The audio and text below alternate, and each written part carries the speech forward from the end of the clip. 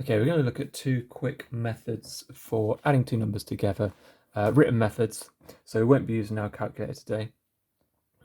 Just for natural numbers this is, so they're both going to be positive numbers, they're both going to be whole numbers. Okay, so the two methods we're going to look at today are using a number line and column addition.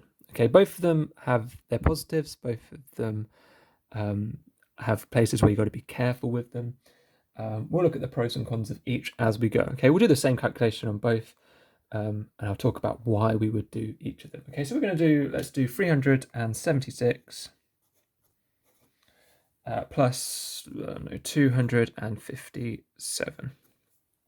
Okay, and before I even get started, it's worth knowing that addition is commutative, just as multiplication is. So if for some reason in your head or when you're writing it down, you find it easier to swap these numbers around, that does not matter, okay? Because it's commutative, that means if you wanted to, you could do 257 plus 376. Okay, so the order doesn't matter. From a trivial example, you know 2 add 3 is the same as 3 add 2. Right then, so my first method we'll look at is going to be using a number line. Okay, a number line is a good place to start. This is good for developing kind of mental strategies for solving these, okay?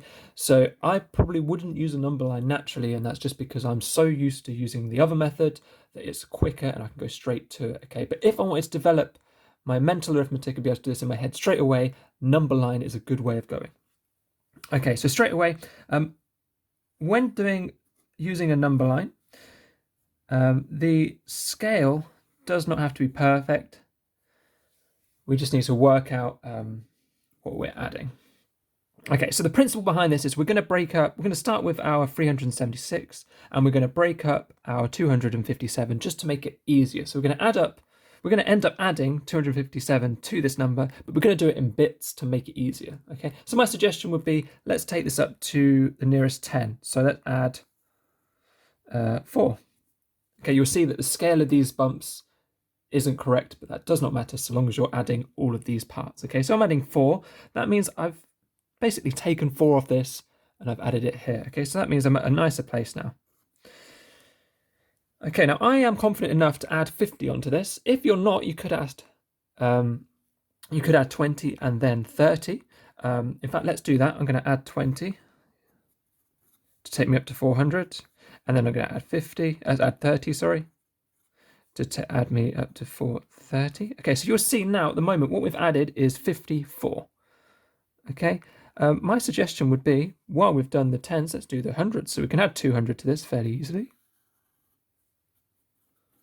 So that's going to be 630. And then what's left over? So we've added the 200, we've got that sorted. We've got the 50 here. We've got added 4, we need to add 7. So we're going to add a 3. And that gets us to a final answer of 633. Okay, so it's all about developing a mental strategy. This is a good way of going about it if you were to do it in your head, okay? It also works written down. It can take a little bit longer than what we'll do next.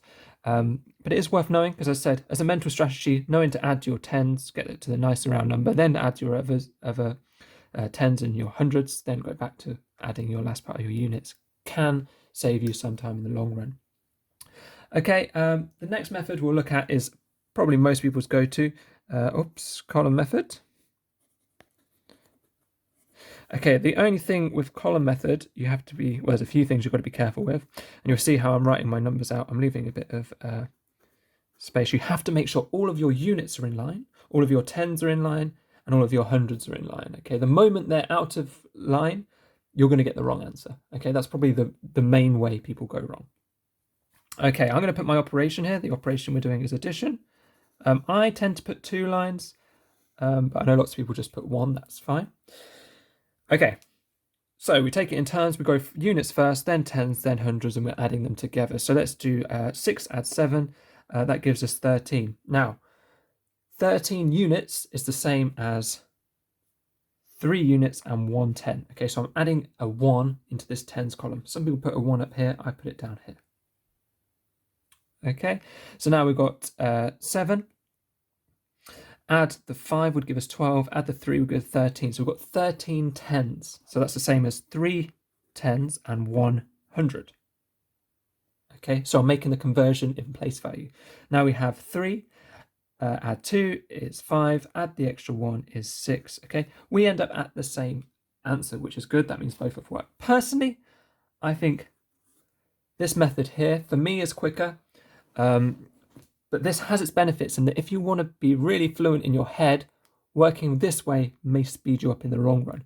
I personally would rather have a go-to method that I know I get right every time, and I know as soon as I see an addition, I can write it out like this and get it